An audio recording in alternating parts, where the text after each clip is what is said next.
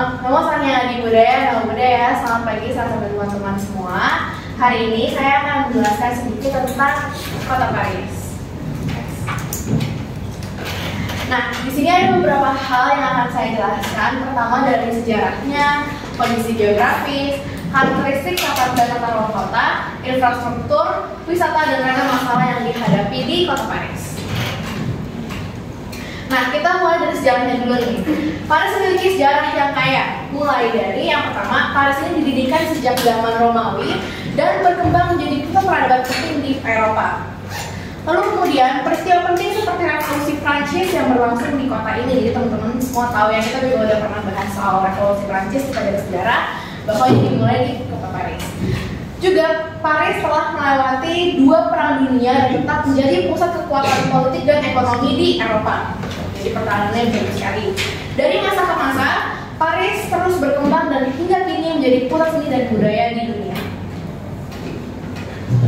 Nah, kita akan membahas kondisi geografis Kota Paris terlebih dahulu. Di sini ada letaknya di mana. Secara geografis, Paris terletak di tepi Sungai Seine di wilayah utara Prancis yang memiliki luas sekitar 105 km persegi. Wilayahnya merupakan dataran rendah yang memudahkan pengembangan infrastruktur perkotaan. Sungai Seine tidak hanya memberikan keindahan, tetapi juga peran penting dalam transportasi air dan perdagangan. Jadi dia di dekat Sungai Seine.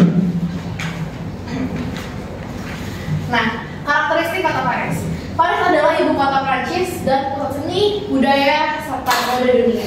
Dengan jumlah penduduk sekitar 2,1 juta jiwa, Paris merupakan kota multikultural yang sangat kosmopolitan dengan komunitas internasional yang cukup besar. Kota ini terkenal dengan institusi seni dan pendidikan ternama seperti Sorbonne dan Sciences Po, menjadikannya pusat pendidikan yang dihormati. Ini salah satu universitas yang terkenal di Kota Paris. Nah, tata ruang kota, seperti yang kita tahu, Kota Paris ini kan indah banget, bangunan-bangunannya itu cakep banget gitu ya, terkenal dengan estetikanya. Kita nggak sedikit. Tata ruang Kota Paris terkenal rapi dan teratur berkat desain kota yang mengedepankan keteraturan dan keindahan. Jalan-jalan pertama yang lebar dan lurus seperti Champs-Élysées menghubungkan berbagai landmark penting, memastikan aliran lalu lintas yang lancar dan pemandangan kota yang menakjubkan. Renovasi oleh Baron Haussmann pada abad ke-19 memainkan peran besar dalam menata kota Paris ini, menciptakan boulevard yang luas dan simetris, serta membangun sistem zonasi yang jelas antara area perumahan, komersial, dan publik.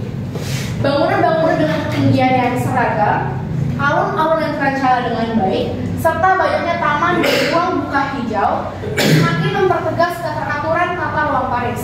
Semua elemen ini menjadikan Paris kota yang efisien, mudah diakses, dan tetap estetis. Jadi benar-benar antara area rumahannya, antara tempat wisatanya, terus area publiknya itu semua tuh benar-benar tertata rapi, dan bisa dilihat bahwa sebagian besar bangunan-bangunan yang ada tuh nggak ada yang tinggi itu lebih tinggi atau yang lebih rendah gitu, hampir semua itu seragam.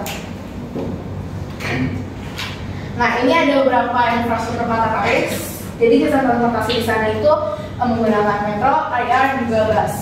Terus ini salah satu airport internasionalnya yang cukup besar. Ini pelabuhan Seine, dan yang di sebelah sana ada Sorbonne University yang tadi sempat saya jelaskan di awal.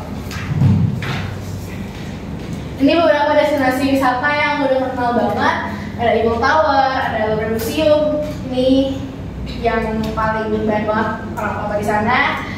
Ada ini juga, dan terakhir ada monumen yang dimana monumen ini tuh kalau dilihat dari atas itu letaknya di tengah-tengah, terus di sekitarannya itu ada ya ruang kotanya. Nah, ini adalah beberapa masalah yang dihadapi di Kota Paris. Walaupun terkenal dengan estetikanya, dengan ruang kotanya yang sangat rapi, tapi kota ini juga tidak luput dari masalah-masalah kependudukan yang dihadapi. Seperti yang pertama, sanitasi yang buruk. Sisi lain yang mencengangkan dari Paris adalah sanitasi dan kebersihan yang cukup buruk. Sebuah hal yang tak mengherankan apabila kita mencium bau pesing yang menyengat yang sangat melewati gang atau stasiun. Jadi karena di sana tuh banyak banget orang-orang yang nggak punya rumah, yang mereka tuh hidupnya di jalan. Karena mereka ya jadi nggak tahu gitu kan harus gimana sih punya kehidupan yang layak seperti orang lain tuh ya, jadi mereka tinggal di jalanan ya sembarangan aja gitu. Jadi banyak orang yang sengaja buang air kecil tuh di sembarang tempat. Yang kedua, pengemis yang menjamur di berbagai penjuru kota. Masalah sosial ini timbul dari banyaknya imigran yang mencari suaka di Prancis. Mereka yang belum memiliki pekerjaan terpaksa mengemis di tepi jalan dan memenuhi kebutuhan hidup. Jadi sama kayak di Jakarta, banyak orang yang ngira kalau mereka pindah ke Jakarta, mereka tuh bisa mendapatkan kehidupan yang lebih layak, pekerjaan yang menghasilkan penghasilan yang cukup tinggi gitu. Padahal sebenarnya enggak gitu.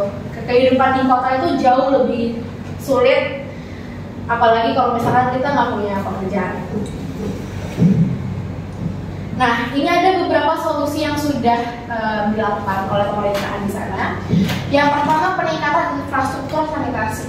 Pemerintah berinvestasi dalam modernisasi dan perluasan infrastruktur sanitasi, termasuk pembangunan sistem pengolahan air limbah yang lebih efektif, memperbaiki saluran pembuangan, serta memastikan akses yang lebih luas ke fasilitas sanitasi umum. Jadi supaya tidak mencemarkan kota Prancis ini, pemerintah juga sudah mulai menginvestasikan kepada beberapa hal-hal yang bisa dilakukan untuk memperbaiki sanitasi yang buruk. Yang kedua, penetapan hukum bagi pelanggar. Pemerintah menerapkan aturan dan sanksi yang lebih ketat bagi individu ataupun perusahaan yang tidak mematuhi standar kebersihan atau membuang limbah sembarangan. Jadi pemerintah sudah lebih tegas dalam menghadapi masalah-masalah seperti ini. Yang terakhir, kerjasama dengan organisasi sosial. Pemerintah bekerjasama dengan LSM dan organisasi amal yang fokus pada isu tunawisma dan kemiskinan. Jadi diharapkan organisasi-organisasi itu bisa membantu para tunawisma atau orang-orang yang tidak punya pekerjaan dan hidupnya mengemis, hidupnya di pinggir jalan, itu tuh bisa memiliki kehidupan yang lebih layak setidaknya. Ada video singkat dari yang bisa lihat tata ruang kota Prancis.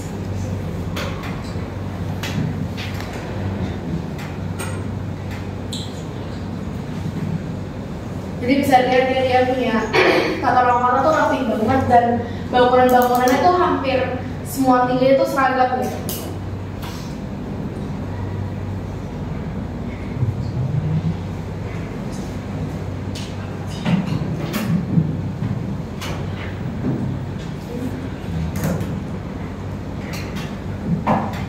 Ini monumen yang tadi saya sebutkan, dia letaknya ada di tengah-tengah.